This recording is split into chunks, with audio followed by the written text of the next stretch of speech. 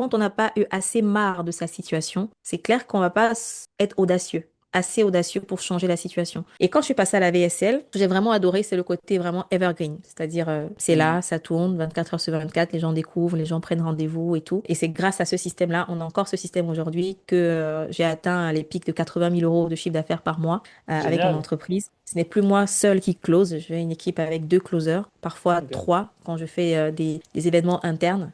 Donc parfois, je Ok. fais faire des webinaires tous les 3 mois en interne. Ça, mes clientes qui ont réellement le pouvoir d'achat et qui sont les meilleurs clients qui passent à l'action sont des gens qui n'ont pas besoin d'être convaincus, on appelle le closing. Ce sont des gens, quand ils savent qu'ils sont prêts, ils viennent, ils achètent. Je veux attirer des clientes comme moi, par exemple. Moi, quand je sais que je veux quelque chose, j'ai pas besoin qu'un closer me convainc d'acheter. Si je viens, je prends le rendez-vous, c'est pour acheter. Et même, je trouve que le rendez-vous, c'est une barrière pour moi. Tu vois, j'aurais Ah, préféré qu'on carrément. m'envoie le lien, on m'envoie une page avec les infos. Ok, c'est fait pour moi, tatata, que je paye. Merci Isis d'être parmi nous. Donc aujourd'hui, une nouvelle vidéo. Je suis accompagné de Isis Tetang, qui est business coach depuis plusieurs années, anciennement ingénieur comme moi, et qui a su faire la transition, la reconversion, qui s'est lancé dans les business, qui aide les thérapeutes et beaucoup d'indépendants à développer leur activité. C'est un honneur aujourd'hui d'avoir Isis sur la chaîne et elle va donner, je pense, beaucoup de valeur par rapport à son expertise, à ses expériences, à ses apprentissages. En tout cas, je la laisse bien sûr se présenter. Comment tu vas déjà, Isis? Je vais très bien. Merci pour l'invitation, Elias. Et c'est un honneur aussi pour moi d'être sur ton podcast. Yes, merci Tu voudrais beaucoup. que tu veux que je me présente tout de suite Bien ou... sûr, bien sûr, Ok, bien sûr. bah moi c'est Isis Tétan. Alors j'ai la casquette de coach business, mais à la base je suis une consultante parce que j'ai travaillé pendant 2 ans dans le milieu du consulting, dans le monde corporate. Donc j'étais chef de projet digital pour des grands groupes, notamment banque, assurance, et par la suite j'ai bifurqué et je me suis moi-même lancée à mon compte, on va dire, pour accompagner des auto-entrepreneurs, des PME à développer leur visibilité en ligne. Et aujourd'hui, j'accompagne surtout des femmes à développer leur business de coaching. Ce sont des personnes qui sont déjà lancées et qui ont envie de s'expandre, j'ai envie de dire, sans y laisser leur vie, parce que le but, c'est d'avoir un business au service de sa vie. C'est vraiment ça ma devise. Exactement. Je suis également maman de deux enfants et voilà, j'essaie de gérer les deux casquettes à la fois. Et jusqu'à aujourd'hui, ça se passe plutôt bien. Ça fait 2 ans et demi que mon programme existe et qui a accompagné ouais, presque 200 personnes à l'heure actuelle. Magnifique, super, super parcours. On va revenir sur certaines étapes, sur plein de choses, sur tes shifts aussi mindset, comment tu as fait pour mettre en place tout ça.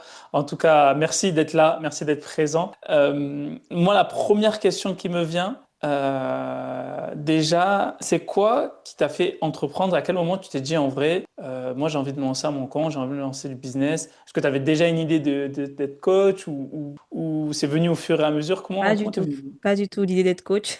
En fait, mon premier business, ça a été une marque de vêtements. Et j'avais 19 ans quand j'ai lancé ce business. Et j'étais encore au Cameroun. J'étais associée avec ma sœur. En fait, on va dire que l'idée est venue en fait d'une envie de générer de l'argent parce que je vivais dans une situation compliquée. J'avais besoin d'argent moi-même pour prendre soin de moi, pour vivre. Je viens d'une famille pas modeste, mais mon père a perdu son travail quand j'étais encore en études. Du coup, ça devenait compliqué à la maison et j'avais besoin voilà, de générer des revenus. Du coup, j'ai lancé une marque de vêtements et j'ai commencé à faire du freelancing en même temps, en parallèle, sur Internet. En fait, j'ai des amis qui faisaient ça avant moi, qui étaient sur Fiverr, Fiverr.com surtout. Surtout un ami qui gagnait très très bien sa vie avec ça. Et enfin, je discutais avec lui, je me suis dit, bah, pourquoi pas moi? Donc, j'ai lancé mon compte sur 5euros.com. Aujourd'hui, c'est Ouais, comeup.com. ouais. Et en parallèle, j'avais la marque. La marque a fait plus d'1 million de chiffre d'affaires en même pas 2 ans, sans publicité, sans connexion, en partant de zéro. Et sur comeup.com, bah, au bout de 1 an, j'ai commencé à gagner plus que ma mère en tant qu'infirmière. Ma mère est infirmière. Je gagnais plus qu'elle tous les mois. Et là, bah, enfin, c'est devenu une évidence en fait que je devais être entrepreneur, que j'aimais ça, que je voulais faire ça toute ma vie et que le métier d'ingénieur, certes, je suis ingénieur, mais je ne me projetais pas dans ce monde-là sur le long terme. Donc Ok. voilà, c'est comme ça que l'entrepreneuriat est né en réalité. C'est venu d'un vrai besoin voilà, de combler mes besoins de base, quoi. Parce qu'en De tant base. qu'enfant, en tant que jeune fille, voilà. Et t'as fait tout le long de ton parcours d'ingénieur, t'as toujours continué les Je suis business. arrivée jusqu'au bout. C'était compliqué d'aller jusqu'au bout de mon parcours parce que c'est quand j'étais en quoi, troisième ou quatrième année que j'ai vraiment commencé à avoir de beaux résultats avec mon business. Et j'étais en train de me dire presque, bah, est-ce que ça vaut vraiment la peine de payer une scolarité 2 ans de plus pour finir mon cursus parce que c'est 5 ans pour être ingénieur. Je me disais, est-ce que ça vaut vraiment le coup? Je- J'étais une élève très, très studieuse. J'avais de très bonnes notes et au bout de la quatrième année, j'ai failli reprendre l'année en fait parce que ça m'intéressait plus en réalité. Mais heureusement, ouais, et c'est ce que je conseille à tout le monde, bah, allez jusqu'au bout de ce que vous commencez. Voilà, on ne sait jamais. Toujours finir ce qu'on a commencé. Donc c'est cette mentalité-là et les proches autour de moi qui me conseillaient, qui m'a poussé à aller jusqu'au bout. Mais voilà, si ça ne dépendait que de moi, je ne serais même pas ingénieur aujourd'hui parce que j'aurais abandonné à la quatrième Exactement. année. Voilà. Ok, Mais ok. je trouve que cette casquette d'ingénieur, c'est aujourd'hui, ça me sert quand même, même dans le coaching. Mhm. Je pense que tu peux en dire autant, parce que tu Bien es sûr. ingénieur aussi. Ça sert avec ce côté, ça m'apporte en fait ce côté très analytique, très factuel. J'ai un côté intuitif, mais aussi un côté très factuel grâce à ma casquette d'ingénieur. J'analyse les chiffres, j'aime les chiffres et ça aide beaucoup dans le business en fait. Ouais, 100%. 100%, ouais, je suis complètement aligné avec toi. Le fait d'être ingénieur et ensuite de se lancer à son compte, c'est un avantage qu'on a par rapport à d'autres ingénieurs. C'est aussi, sur certains aspects, je pense aussi un certain désavantage sur l'aspect passage à l'action, qui est un peu, nous, on est très cartésien, on veut les choses hyper cadrées Voilà, et il y a un côté parfois, perfectionniste qu'on peut avoir parfois. toi aussi, tu l'as déjà eu ce Ouais. côté-là Ouais, ou... ouais, ouais. J'ai beaucoup enfin, j'avais surtout ça avant, mais j'essaie de l'enlever petit à petit de ma personnalité, le côté perfectionniste, ou alors d'essayer de balance, de créer un équilibre. Parce que être perfectionniste, ça peut être, c'est très souvent un frein dans l'entrepreneuriat, surtout. Dans le monde corporate, c'est bien, parce que on s'attend à ce que tu fasses très bien ton travail, que tu sois minutieux, mais dans le monde du business, en fait, c'est plus un frein parce qu'il faut aller vite, il faut prendre des décisions rapidement, il faut, surtout quand on a un entrepreneur qui démarre, Hmm, 100%. on avance plus vite en faisant des erreurs et en se relevant que en voulant attendre le moment parfait pour se lancer. Exactement. Exactement. Et tout à l'heure, tu as dit un truc, tu vivais au Cameroun, t'as grandi là-bas ou t'étais une période au Cameroun? Quel Oui, moment j'ai grandi là-bas. Je suis née au t'as grandi Cameroun. J'ai là-bas? grandi. Ok. Je suis arrivée en France en 2021, si je me trompe, si ma mémoire est bonne.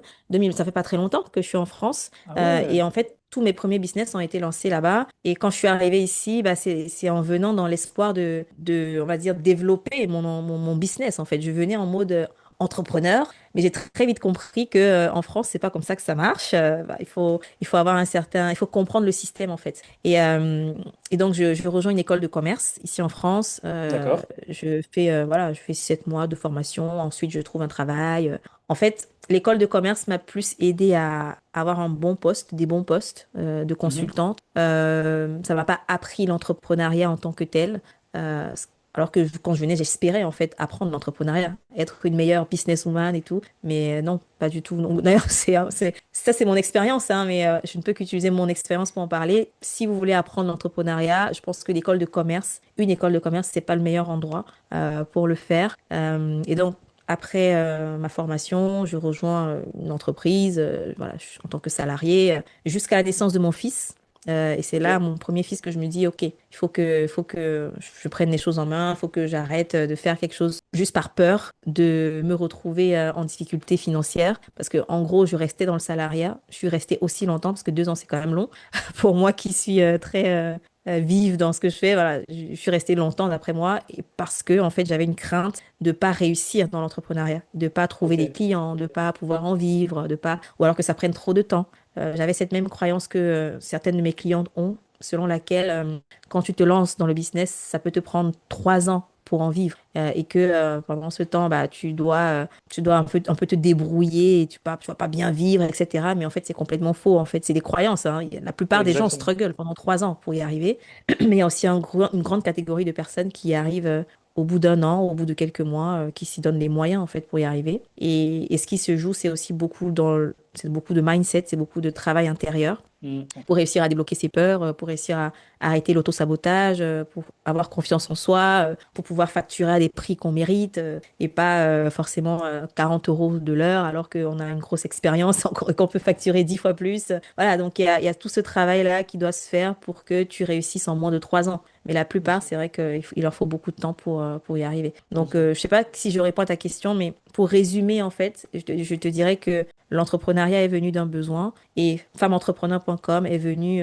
d'une envie de level up et d'une envie, en fait, de montrer aux gens que c'est possible, aux femmes surtout, que c'est possible de vivre de sa passion, c'est possible de lancer son business de coaching et d'y arriver, consulting ou coaching, hein, et d'y arriver en moins de 3 ans, en un an, c'est possible, en 6 mois, c'est possible, et que, bah, avec tout le bagage qu'on a en tant que femme et avec la vie personnelle qu'on doit gérer en même temps, c'est possible aussi de trouver un équilibre entre les deux, une harmonie entre les deux, parce que c'est ce que j'ai essayé de faire, c'est ce que j'ai réussi à faire et j'essaie de maintenir aussi sur la durée. Bien sûr, hyper intéressant ton retour d'expérience. Il y a beaucoup de choses que tu as dit. Je vais essayer d'aller dans l'ordre ou dans le désordre par rapport à ce que tu as dit. Est-ce que tu penses déjà que les femmes qui entreprennent ont beaucoup, beaucoup de croyances limitantes? Parce que moi aussi, j'accompagne des femmes et je sais que quand j'accompagne des coachs, enfin, des coachs femmes ou des femmes entrepreneurs de manière générale, mon attitude et ma manière de coaching est différente que quand je coach ou j'accompagne un entrepreneur homme. Déjà, le premier point, c'est comment tu gères, comment tu vois les patterns qui reviennent souvent chez elles et qu'est-ce qui font que ben, il y en a certaines qui réussissent et d'autres qui bloquent parce qu'elles ont beaucoup de croyances limitantes, comme par exemple, tu l'as dit, ça prend 3 ans avant que ça marche. Mhm. Quels sont les patterns que je remarque? Donc effectivement, les croyances limitantes, il y en a pas mal. Alors, ça dépend du niveau de chacune, hein. Moi, j'ai remarqué que quand tu es un entrepreneur qui se lance, tu pars de zéro, forcément, tu as plus de croyances limitantes, tu as plus de craintes qu'un entrepreneur qui a déjà fait des ventes, qui a prouvé qu'il est capable de vendre, en fait, Mhm. de vendre ses services. Donc, ça dépend des niveaux. En fait, et je dirais même qu'à chaque niveau, même moi, en fait, j'ai encore des limitations que je dois surmonter. Il y aura toujours des steps à débloquer, Exact. des jalons à franchir. Donc moi, ce que je marque chez mes clientes, c'est que la plupart qui partent de zéro ont un problème de légitimité. Elles se disent, est-ce que je suis réellement capable de d'aider mes clients Mhm. avec mon Mhm. expertise? Pourquoi est-ce qu'on achèterait chez moi et pas chez un gros concurrent, par exemple? Tu vois, Ouais. ces pensées-là, ces croyances de, bah, il faut que je prouve ma valeur. Et du coup, elles vont se mettre parfois à beaucoup en faire, à beaucoup trop donner pour peu en fait en retour. C'est-à-dire, elles vont facturer je sais pas, très peu pour énormément de livrables. Tu vois, j'ai une cliente, par exemple, récemment qui m'a envoyé son offre. Dedans, elle a mis quasiment 10 livrables qui allaient lui prendre des heures et des heures à créer pour son client, du one-to-one, toutes les semaines avec elle, des coachings en groupe, avec une plateforme de formation avec ci, ci, ça. Et elle vendait son offre à combien? À 1200 euros sur 6 mois d'accompagnement. Ah Et ouais. je lui ai dit, mais attends, tu vas pas tenir avec ça. Et en plus, elle a des certifications. Elle a énormément d'expérience. Enfin, elle a tout. Donc, c'est clairement un problème de reconnaître sa propre valeur et le montrer au monde et le Mhm. dire à ses clients. Donc, il y a ça. Et puis, pour les plus avancés, je dirais que c'est parfois l'auto-sabotage. C'est-à-dire, elles ont quelque chose qui fonctionne et elles sabotent tout. C'est-à-dire, elles changent tout du jour au lendemain. Ah, ben, j'ai fait ça. Bah, maintenant, j'en ai un peu marre. Je vais faire autre chose. Bah, reste sur ce qui marche. Si ça marche, continue. Et voilà, et emmène ça à l'autre niveau. Il y a ça, l'auto-sabotage, le fait qu'on a envie de changement, de nouveautés, ou alors c'est émotionnel, tu vois, à cause d'une émotion, on va tout remettre en question tout C'est d'un vrai. coup. Euh, parce que alors, j'aime pas catégoriser, mais je dirais que statistiquement, c'est prouvé que les femmes sont plus émotives que les hommes, surtout dans le business, on est plus émotive et c'est un challenge souvent avec mes clientes de les ramener au Mhm. factuel. Je leur dis, Mhm. ok, c'est bien d'écouter ton émotion, de s'écouter, mais c'est important aussi d'analyser les faits. Ouais. Parfois, tu vas te dire, ok, j'ai pas eu de clients, mais dans les faits, qu'est-ce que tu as fait pour avoir des clients? J'ai Mhm. contacté 10 prospects. Ok. Dans les faits, est-ce que sur les 10 prospects, tu sais combien il fallait que tu closes, tu connais ton taux de closing pour avoir un client? Donc, et non pas ces chiffres-là. Et après, elles se plaignent que voilà, on n'a pas de clients. Donc, c'est important de revenir aux faits. Et c'est ça une des choses que j'invite la plupart de mes clientes à faire. Et par la suite, bah, toujours, pour couronner le tout, il y a le mindset. Le Ouais. mindset, c'est le travail qu'on fait soi intérieurement, les langages qu'on se raconte soi-même, les mots qu'on se dit à soi-même, la vision qu'on a ou qu'on n'a pas pour soi. C'est-à-dire, si tu avances et que tu ne sais pas où tu vas, de façon très précise et très claire, comment veux-tu y arriver? Comment veux-tu avancer? Ou encore, tu vois, je donne un exemple.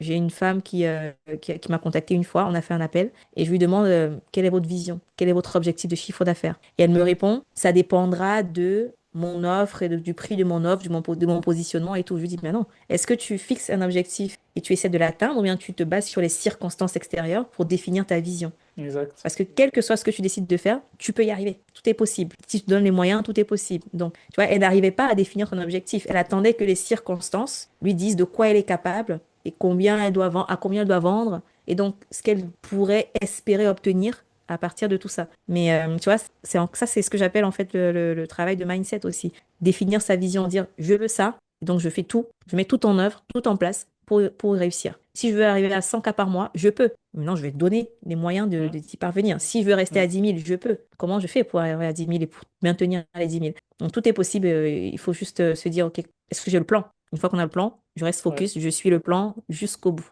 Ouais, c'est vrai que quand j'ai des débutants, je dis débutants, les personnes qui ont du mal à faire plus de 5 000 € par mois, hein, sur l'année même, des fois, il y en a certains, voilà, c'est beaucoup mindset. Comme tu dis, c'est beaucoup mindset, ils n'ont pas de plan. Et moi, je travaille beaucoup leur pourquoi. Parce qu'à partir du moment où Mhm. ils ont leur pourquoi, comme tu l'as dit, là, qu'est-ce qu'on veut vraiment, à partir du moment où ils ont le pourquoi, là, je dis, OK, bah maintenant, quel est le plan d'action? Et on va dérouler. Est-ce que tu dois créer du contenu? Est-ce que tu dois prospecter? Est-ce que tu dois faire une pub? Est-ce que tu dois aller dans une soirée de réseautage? Bref, ça dépend de chacun et de leur envie.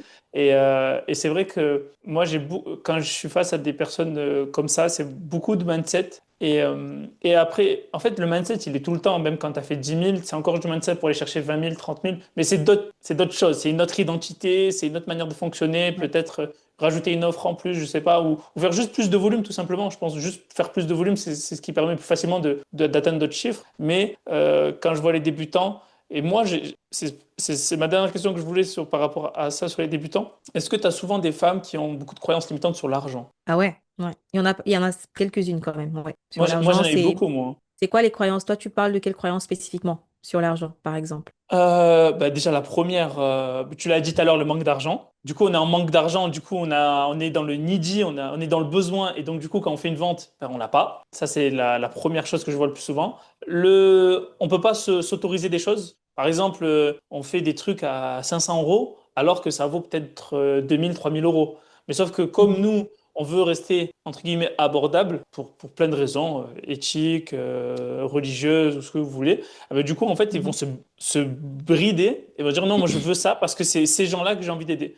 Oui, mais ces gens-là que tu as envie d'aider, ils n'ont pas le potentiel économique. Et de deux, toi, tu n'arrives même pas à en vivre de ton activité. Et donc, je vois beaucoup de scénarios autour de l'argent. L'argent, c'est quelque chose que je vois qui est commun. Au-delà du mindset, qui est commun aussi chez beaucoup de personnes débutantes, c'est waouh, tu me dis, ouais, mais Elias, moi je vends 50 euros, maintenant passer à 500 €, c'est énorme. Donc, moi j'ai compris qu'il fallait faire des gaps et aller étape par Mhm. étape pour arriver à du high ticket. On ne peut pas passer quelqu'un de 200, 300, 500 à direct à 1000, 2000, 3000. Mais moi, je voulais savoir, toi, comment tu arrives à. Quel conseil tu leur donnerais à ces femmes-là, et ces hommes aussi, parce qu'il y a aussi beaucoup d'hommes aussi qui ont cette croyance, et chez la femme particulièrement, sur comment casser ses croyances sur l'argent pour réussir dans le business? Ouais, c'est intéressant ce que tu partages. Déjà, j'aimerais revenir sur l'exemple que tu as pris de passer de 500 € à 3 000 € du high ticket. Ce qui me vient par rapport à ça, c'est le fait de réaliser que quand on n'a pas eu assez marre de sa situation, c'est clair qu'on va pas être audacieux, assez audacieux pour changer la situation. Moi, j'ai remarqué que souvent, les personnes qui prennent des décisions audacieuses sont des personnes qui en ont juste assez marre, quoi. Ils en ont, tu vois, marre de galérer, marre de tourner en rond, marre d'investir et de pas avoir de retour, marre, tu vois. Et ça, c'est le profil de personne en général qui passe à l'action et qui va faire des choses audacieuses. Mais Hmm. ce serait, enfin, ça sert à rien d'attendre que la situation soit douloureuse, soit grave avant de passer à l'action. On veut justement éviter d'arriver là. Et c'est pour ça qu'on doit prendre des décisions audacieuses avant que les choses s'empirent. Donc, Ouais. par exemple, quand moi je passais à du high ticket, je vendais mes accompagnements à. En fait, le tarif le plus élevé auquel j'avais vendu, c'était 987 euros. Et je suis quittée de là à 3 000 € d'un coup. Et en fait, parce que j'estimais que déjà, mon offre vaut ça, j'étais arrivée à un autre niveau en termes d'identité dont tu parles, justement, Ouais. de me dire, je mérite ça. Si je veux aller au niveau supérieur, il faut que je facture plus cher et que j'attire une autre catégorie de personnes. Et une autre croyance, donc c'est la question que tu me posais, que j'ai entendue, donc on a la vision, le fait de ne pas avoir de vision, mais aussi de penser que si on vend moins cher, on sera plus abordable et donc on pourra plus aider les gens. Mais en réalité, qui investit, s'investit. C'est-à-dire le fait de vendre cher, très souvent, déjà, ça t'attire des profils de meilleure qualité, des clients de meilleure qualité qui vont Ouais. passer à l'action, qui vont implémenter ce que tu leur dis d'implémenter. Et aussi, ça te permettra d'avoir assez de revenus, assez de chiffre d'affaires, de cash, pour pouvoir aider, bah, avoir l'impact que tu as envie d'avoir. C'est-à-dire, comment veux-tu aider les gens, comment veux-tu sauver la terre, entre guillemets, si tu n'as pas toi-même les ressources pour le faire. C'est-à-dire, C'est commence vrai. d'abord par toi, te faire de l'argent, te faire du chiffre d'affaires, faire du chiffre d'affaires pour ta boîte, et ensuite vouloir aider les personnes qui ont très peu de moyens. Donc, l'exemple que tu as pris, il m'a beaucoup parlé parce que, effectivement, en tant que femme, on a souvent, tu vois, et surtout dans le domaine du coaching, de la thérapie, Hmm. ce sont des profils, pour la plupart verts, qui sont très calmes, qui sont très dans l'altruisme, qui veulent aider le maximum de personnes à avoir de l'impact. Mais pour avoir de l'impact, justement, il faut que tu aies les ressources, il faut que tu Ouais. aies le temps, il faut que tu aies l'argent. Et dire je veux gagner de l'argent, c'est pas un péché, je vais dire, c'est sain. Parce que plus tu Ouais. gagnes et plus tu peux aider. Il vaut mieux que l'argent soit entre les mains de personnes bien intentionnées, comme les thérapeutes, comme toi, plutôt que Ouais. dans les mains de, tu vois, des personnes malveillantes. 100%. Donc, plus on va se faire de l'argent et plus on va pouvoir avoir un impact positif, justement. Exact. Voilà. Donc, la Ouais. grosse Ouais. croyance, c'est de penser que bah, si on vend moins cher, on pourra plus s'aider. Non, si tu vends Ouais. trop moins cher, si tu te dévalorises, tu n'aides pas tes clients en réalité. Et tu ne t'aides pas toi-même. 100%. 100%. Ouais, moi, je fais beaucoup d'analogies et il y a pas longtemps, j'ai eu une personne voilà, qui avait du mal à augmenter ses prix. Et vraiment, je suis allé étape par étape en message pour lui dire, faire comprendre que tu mérites plus, tu peux te faire des voyages, tu peux aider. Si tu veux faire du bien, ben, tu peux construire des puits en Afrique, tu peux construire des églises et des mosquées en Afrique, tu peux construire des C'est ça. écoles, tu peux écrire des orphelinats. Il n'y a pas de limite en fait. C'est toi qui, on revient au why, tu vois. Si ton why Ouais, et il te dit que bah, moi j'ai envie de faire des causes humanitaires et c'est ça mon truc, gagne plus d'argent et tu vas aider plus d'enfants par exemple. c'est Il faut ça. trouver son why quoi. Et c'est En comme ça fait, que j'ai c'est réussi à comme si la elles veulent avoir un titiller. business et en même temps avoir une ONG, les deux à la fois. Tu vois, business plus. En fait, il faut que ce soit séparé. Le business, Oui. il est là pour te générer du cash. C'est une machine à Mm. générer de l'argent. Et Exactement. après, derrière, tu peux avoir, voilà, créer ton association, ton ONG, distribuer de la nourriture aux gens gratuitement, comme tu veux. Mais il faut que, voilà, tu aies du cash pour ça. Exactement. Et toi, du coup, comment tu as su développer ton activité? Tu as dit que t'as accompagné plus de 200 personnes à travers ton accompagnement. Comment t'as réussi à mettre les choses en place? Quelle stratégie marketing ou d'acquisition client t'as pu mettre en place? On entre dans la stratégie, ce que j'aime bien. Alors, quelle stratégie j'ai mise en place? En fait, ça a été progressif, hein. C'est pas du jour au lendemain que j'ai trouvé la stratégie qui me correspondait. Et même encore aujourd'hui, il y a un élément dans ma stratégie que je suis en train de retravailler et je vais vous dire ce que c'est. En fait, tout d'abord, j'ai augmenté mes tarifs quand j'ai Ok. commencé à faire de l'accompagnement. Avant, je vendais plus des formations en ligne, donc self-study, do it yourself. Les gens achetaient, ils faisaient de leur côté. Après, je suis passée à du coaching de groupe, c'est-à-dire je faisais des lives donc les clients se connectaient chaque semaine, il n'y avait que des lives, après je leur donnais des replays. Et aujourd'hui, je suis passée à un modèle hybride, donc c'est un mélange de formation, coaching de groupe et bah, tout ce qui va être template, script qui s'utilisent pour avancer. La communauté aussi, un élément très central de mon accompagnement. Et dans certains cas, je rajoute du one-to-one, donc pour les personnes qui ont besoin de ça pour aller plus vite, je rajoute un accès à moi un peu plus proche. Et au niveau marketing purement, bah, pour vendre des formations, je faisais des webinaires à Ok. la base. Voilà, je faisais des webinaires régulièrement. J'avais fait une campagne en fait où je faisais 4 webinaires, donc un webinaire toutes les semaines, donc 4 par mois. Ça marchait plutôt bien. Ça m'apportait des rendez-vous de closing, mais je savais pas closer. Donc j'avais de très faibles taux de conversion. J'ai ensuite appris le closing et Ah, ensuite je on faisais va toujours revenir des au self. webinaires. Et à un Ouais. moment donné, ça saturait. C'est-à-dire, je pouvais pas être toutes les semaines en train de faire des webinaires, le reste du temps en train de faire des closings et après, t'as pas le temps pour améliorer ton produit. En fait, la stratégie des webinaires ne m'allait plus à un moment donné. Donc, je suis passée Tu- à la stratégie des VSL. Avant de faire les webinaires, tu générais à peu près combien? Tu faisais quoi? De la création de contenu, de la prospection au début? Ouais, je faisais que de la création de contenu. J'avais fait une campagne de publicité juste pour le webinaire. Ça m'avait D'accord. fait dépenser un truc comme. Alors, ma mémoire n'est plus. Ça fait un moment quand même. Mais c'était pas plus de 5 000 € en publicité. Parce qu'à cette époque-là, Ok. je pouvais même pas m'imaginer dépenser plus de 5 000 € par mois en publicité. Euh, donc, j'avais mis un budget publicitaire. Les gens s'inscrivaient. Ils venaient au live. Donc, chaque semaine, il y avait de nouveaux prospects qui s'inscrivaient. Et ça m'avait apporté plus de 200 rendez-vous.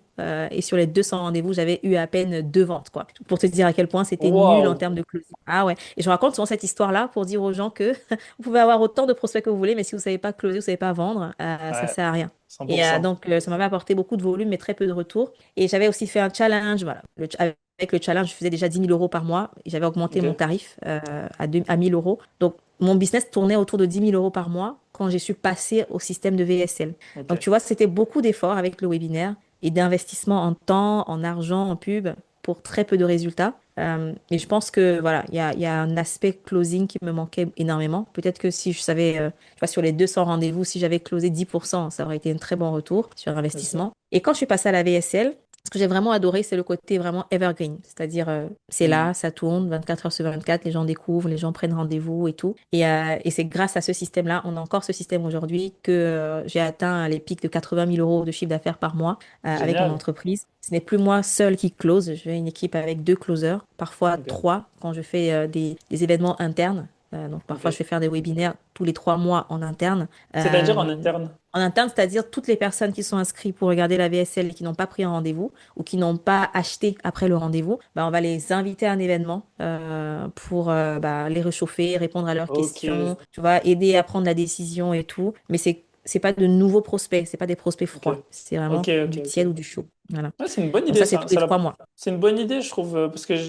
j'entends très peu de personnes faire ça. Et c'est bien parce qu'au moins, du coup, bah, tout ce que tu as investi en acquisition pour la VSL, bah, c'est pas perdu parce que tu vas les réactiver par des webinaires, par ta newsletter, par des témoignages YouTube. C'est Donc, ouais, ça, ouais, c'est. exactement. Et on fait pas mal de ventes quand on fait ça parce qu'il y a des gens qui ont juste peut-être une question ou une hésitation ou peut-être juste parce qu'ils ont rencontré un closer alors qu'ils voulaient me voir moi. Du coup, tu vois, ça les a freinés. Et juste me voir en live comme ça, venir renforcer leurs croyances et répondre à leurs questions, échanger avec moi en direct, ça les aide à se décider, à avoir les éléments qui leur manquaient pour prendre une décision. Ouais, c'est une très, très bonne Et idée. ouais, je recommande quand on a le temps et qu'on a envie de booster un peu ses résultats, ça c'est une stratégie, je pense, qui peut faire la différence. Bien sûr. Donc après ça, bah, du coup, il y a une équipe de closing qu'il faut gérer, qu'il faut manager et tout. Et mon next step aujourd'hui, c'est de retirer complètement les appels de closing dans mon business. Donc ça, c'est mon challenge actuellement. Ok, Et pour quelle j'ai raison hâte tu de veux pouvoir raconter aux gens ce qui se passe. Comment? pour quelle raison tu veux retirer les appels? Bah, juste parce C'est que ça, intéressant. ça m'a aidé à aller jusqu'à un niveau et je pense que ça ne va pas m'aider si on veut aller plus loin. C'est-à-dire, aujourd'hui, je vise par exemple pour cette année 2026 100 cas par mois. Ok. On va y arriver, j'en suis sûre, mais j'ai pas envie que ce soit au détriment de mon temps, voilà, l'énergie de l'équipe, qu'il faille manager plein de closers. Tu vois, le fait d'avoir les appels de closing, c'est ça, hein, c'est si tu fais pas les appels toi-même, bah, tu dois avoir des closers. Tu dois manager les closers, écouter les appels des closers. Enfin, tu gères une équipe, tu deviens manager. Et ça, c'est du temps aussi. Ou alors, tu dois avoir un head of sales qui va faire diluer tes marges encore Mhm. plus. Les closers aussi font diluer tes marges. Mhm. Tu dois quand même jeter un œil sur ce qui se passe, sinon tu prends un très gros risque que bah, la vente se fasse très très mal, les clauses ne se fassent pas. Ouais. Et puis, je prône aussi d'avoir un business au service de sa vie. Donc, ça veut dire avoir du temps, être libre. Ouais. Et donc, qui dit faire des appels, enchaîner des appels de closing, va à l'encontre de ça. Même si on a des closers et qu'on doit quand même gérer les closers, c'est du temps qu'on dépense. Ouais. Et je pense aussi très profondément que les personnes, les clientes qui ont réellement le pouvoir d'achat et qui sont les meilleurs clients qui passent à l'action, sont des gens qui n'ont pas besoin d'être convaincus en appel de closing. Ce sont des gens, quand ils savent qu'ils sont prêts, ils viennent, ils achètent. Je veux attirer des clientes comme moi, par exemple. Moi, quand je sais que je veux quelque chose, j'ai pas besoin qu'un closer me convainc d'acheter. Si je viens, je prends le rendez-vous, c'est pour acheter. Et même, je trouve que le rendez-vous, c'est une barrière pour moi. Tu vois, j'aurais Ouais, préféré qu'on carrément. m'envoie le lien, on m'envoie une page avec les infos. Ok, c'est fait pour moi, tac, je paye. Tu vois, je sais pas si tu connais, il y a même des outils marketing où aujourd'hui, on te fait prendre un rendez-vous pour payer l'outil. Moi, ça, je sais pas, ça me freine plutôt d'avoir un rendez-vous. J'ai envie de payer l'outil. C'est comme Iros, iClose, tu vois, tous Ouais. ces outils-là. Ouais, je Tu suis dois d'accord prendre un avec toi. rendez-vous avec quelqu'un pour payer l'outil. Donc voilà, je pense que si moi je vois les choses de cette façon-là, c'est qu'il y a certainement des clientes comme moi qui ont envie d'acheter mes offres et pour qui le rendez-vous avec un closer, c'est juste un frein et qui Ouais. veulent juste passer à l'action et acheter. Et surtout, si le marketing est bien fait, Pourquoi est-ce qu'on aurait besoin de convaincre en closing? Tu Ouais, vois. bien sûr. C'est une bonne question. Moi, je dirais sur la partie sélection. Parce que, Mhm. tu vois, t'as accompagné beaucoup de personnes, moi aussi, un peu moins que toi, mais quand même pas mal. Je mets un point d'honneur sur la sélection des personnes que j'accompagne. C'est-à-dire que moi, je suis dans une stratégie où moi, je suis partenaire de croissance, je lance des campagnes, je mets des stratégies, des VSL, des webinaires, tout plein de choses pour plein de clients.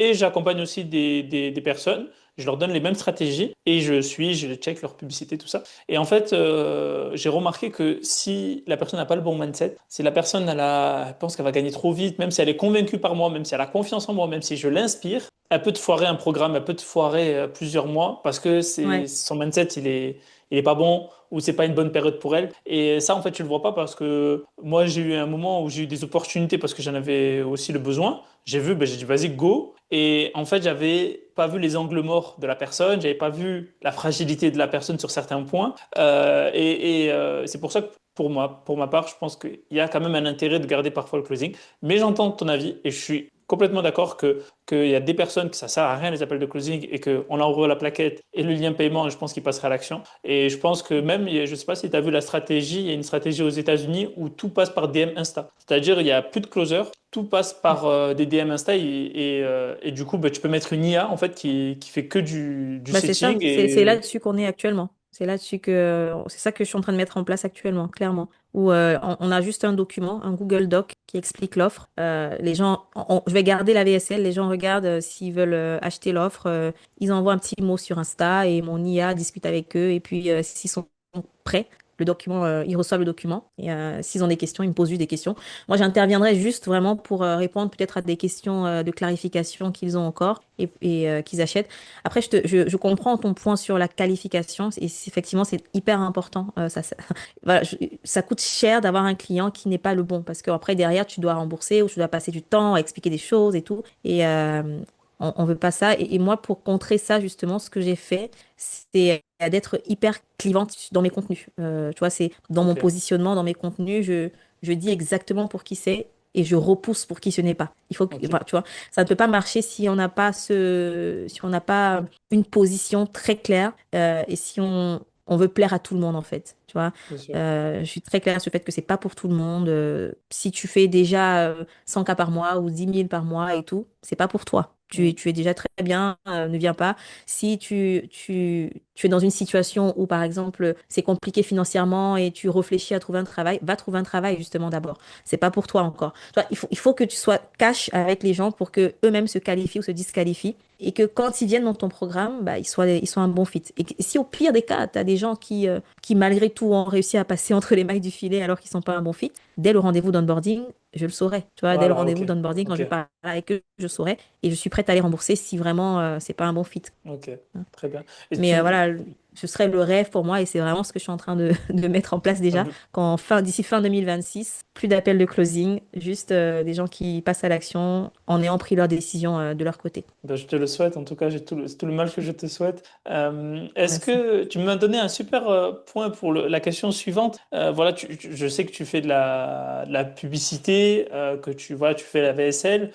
Les coûts par publicitaire augmentent de plus en plus par période, tous les semestres, tous les trimestres, je vois vraiment une évolution. Je sais que tu crées du contenu. Toi, comment tu vois, qu'est-ce que tu conseillerais à quelqu'un parce que cette chaîne, ces vidéos sont destinées aux personnes qui sont entre 10 000 et 20 000 euros et qui veulent atteindre les 50 000 euros, voire plus. Qu'est-ce que tu conseillerais à ces personnes-là pour développer leur activité maintenant que voilà, la publicité, bah, voilà, c'est, pour tout le monde, c'est important, mais Ouais. la création de contenu, c'est de plus en plus important et je pense qu'en 2026, la balance est en train de changer. Je sais pas comment tu vois les choses, toi. Ouais, c'est vrai. C'est vrai que les coûts publicitaires augmentent. Mais aussi avec l'IA, ça devient de plus en plus facile de créer du contenu aujourd'hui. Ouais, Et en même temps, c'est ça qui est bizarre, c'est que en fait, plus ça devient facile de créer du contenu et plus il faut se différencier justement parce que les contenus créés par l'IA, il y en a partout et ça devient quasiment détectable. On voit en fait quand quelqu'un a mis de l'effort dans son contenu et quand quelqu'un a juste fait avec de l'IA. Je suis pas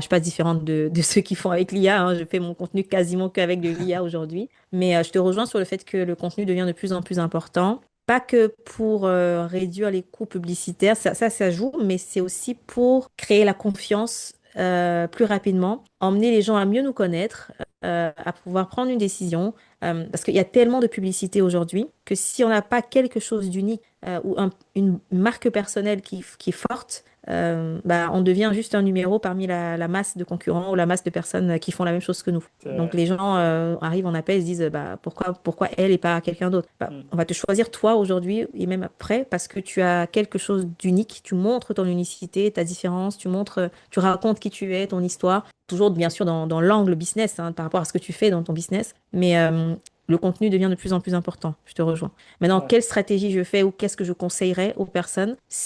Alors, je peux entrer dans le détail, hein, j'ai tellement de choses à dire par rapport à ça, mais je vais essayer d'être concise et de résumer vraiment tout ça. Pour moi, ce serait de pouvoir montrer, si on arrive à montrer aux prospects quasiment l'expérience qu'ils auront en travaillant avec nous, alors qu'ils n'ont même pas encore signé pour travailler avec nous. Là, ça peut être game changer. On pourra vendre avec le contenu beaucoup facilement. C'est-à-dire, si un client, avant même de payer un de nos services ou nos coachings high ticket, se sent déjà comme un membre de la communauté, tu vois, il se projette déjà pour travailler avec nous, il voit à quoi ça va ressembler, bah, il va acheter. Mm. Donc, je pense que ça va se jouer sur plusieurs leviers. On a le levier du projeter le prospect dans l'accompagnement. On a le levier du faire que le prospect ait regardé au moins 7 heures de contenu de nous, parce que 7 c'est heures. prouvé, ouais, Ouais. c'est prouvé scientifiquement que, je sais pas, j'oublie le nom de la personne qui avait fait ça. Ça vient d'une étude marketing, en fait, qui est dans le milieu du cinéma. En fait, il faut que une personne, pour qu'elle achète ou qu'elle décide d'acheter, ait regardé 7 heures de contenu de nous. Donc, C'est qui dit énorme. 7 heures de contenu dit, voilà, c'est quand même pas mal de contenu, hein, c'est beaucoup dit que bah, juste avoir des réels, juste poster sur Instagram ne sera pas suffisant. C'est le contenu long, en fait, Mm. qui va faire la différence. Donc, pouvoir avoir, par exemple, une chaîne YouTube, un podcast, un blog, bref, un contenu long qui va faire que le prospect passe du temps à lire, à nous découvrir, à comprendre nos systèmes, nos mécanismes uniques, etc., etc. Et plus il va consommer du contenu, plus il va arriver dans l'appel, si vous faites des appels de closing, déjà chaud. Mm. Donc moi, ce que je conseillerais, c'est d'avoir une plateforme longue, en plus de la plateforme courte. Et c'est génial parce qu'aujourd'hui, avec le contenu long, on peut avoir plein de contenus courts grâce à l'IA. Exact. Ce que je conseille aussi, c'est de projeter le prospect, c'est-à-dire montrer lui des études de cas, montrer lui comment on travaille ensemble, comment vous travaillez avec vos clients, montrer lui votre mécanisme. Vous voyez, pourquoi pas même lui proposer de faire une expérience, une immersion, par exemple, dans votre programme. Mm. Tu vois, des choses comme ça qui vont venir rassurer le prospect, montrer que ce que vous faites, c'est du concret, c'est Ouais. pas juste des mots. Et ensuite, s'il y a un troisième levier que je pense qu'il faut activer, c'est les conversations, les relations avec vos prospects. C'est-à-dire, avant d'arriver en appel de closing, ou même si on décide d'enlever les appels de closing, le prospect, en fait, il faut qu'il ait interagi avec nous. C'est-à-dire, oui, il regarde du contenu, mais un prospect qui interagit, qui lève la main pour montrer son intérêt, c'est un prospect beaucoup plus chaud. Et pour faire interagir un prospect, bah, il faut qu'on aille échanger avec lui. Il Mm. s'abonne, bah, on va contacter. Voilà, tu t'es Mm. abonné, qu'est-ce qui se passe? Enfin, tu essaies de prendre des nouvelles. Il like un contenu ou il regarde une story, tu prends un contact avec lui et ça peut s'automatiser, hein, tout ça. C'est pas obligé de le C'est faire vrai. manuellement. Tout ça C'est vrai. s'automatise. Ou encore avoir une communauté dans laquelle on va faire rejoindre le prospect pour qu'il puisse interagir avec nous. Bah, plus il va interagir, plus il va regarder du contenu et plus il va être chaud et plus il va pouvoir passer à l'action. Donc mon conseil, ce serait ça en parallèle de la publicité. Pour moi, la publicité reste importante. C'est pas pour avoir du volume, il faut de la publicité, à moins qu'on ait une grosse audience et qu'on soit très connu. Mais si on part vraiment d'une petite audience, la publicité vient accélérer un système qui fonctionne déjà bien. Mais il faut déjà Mm. que le système fonctionne. Exactement, 100%. Bah, tu rejoins les différents partenaires que j'ai eu, entrepreneurs que j'ai eu en entretien qui disaient l'importance du personal brand, l'importance de faire du volume. Tu as rajouté la notion qui consomme le contenu long. Ça aussi, c'est quelque Mhm. chose qui est revenu et tu confirmes. J'avais pas la notion de 7 heures. Je pensais que voilà, allez, 5 heures, mais 7 heures, faut envoyer quoi. Ouais. Et Il y en c'est a qui vrai parlent que. même de 10 heures hein, chez les Américains. C'est 10 heures hein, Je dans crois qu'il les y en a un, il formations, m'a les dit quoi? Il m'a masterminds. dit il faut que si tu vends un truc à 1000 euros, il faut qu'il ait consommé 1 heure. Si tu vends un truc à 3000 euros, 3 heures. Il y a des gens qui fonctionnent comme ça aussi, mais c'est la Ok. même idée, quoi. Ouais, c'est la même idée. C'est la même C'est la idée. même idée. C'est En la... fait, moi, je pense que il faut observer comment nous on achète. Tu vois, je sais pas si toi, tu t'es déjà posé la question, qu'est-ce qui fait que j'ai acheté l'accompagnement d'un tel ou qu'est-ce qui fait que j'ai investi chez un tel et tout.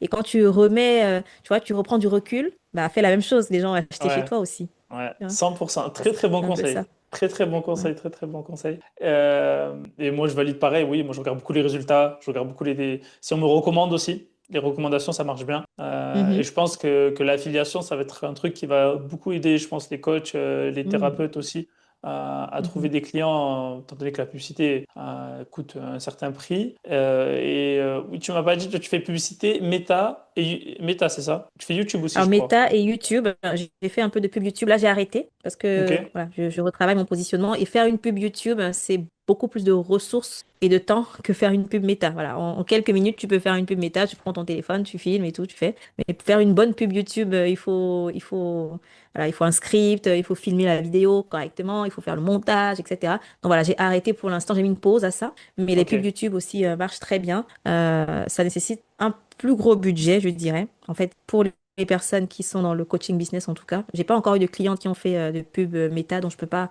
enfin YouTube, donc je peux pas vraiment comparer. Mais dans le milieu du business, dans le coaching business, bah, dans les masterminds où je suis en tout cas, j'ai remarqué que les pubs méta, enfin YouTube, sont plus coûteuses, mais peuvent être beaucoup plus rentables aussi en fonction de comment ouais, on fait son media buying, bien sûr, en fonction de comment on paramètre des choses. Moi, j'ai testé et c'était rentable. Après, je ne conseille pas à tout le monde de le faire. Je conseille à ceux qui sont déjà quand même à 10 000 € ou plus par mois parce qu'on va tester. Il faut tester. Et qui dit tester dit prendre un risque hmm, financièrement, de voir ce qui marche, ajuster, changer les créatives, le ciblage, etc.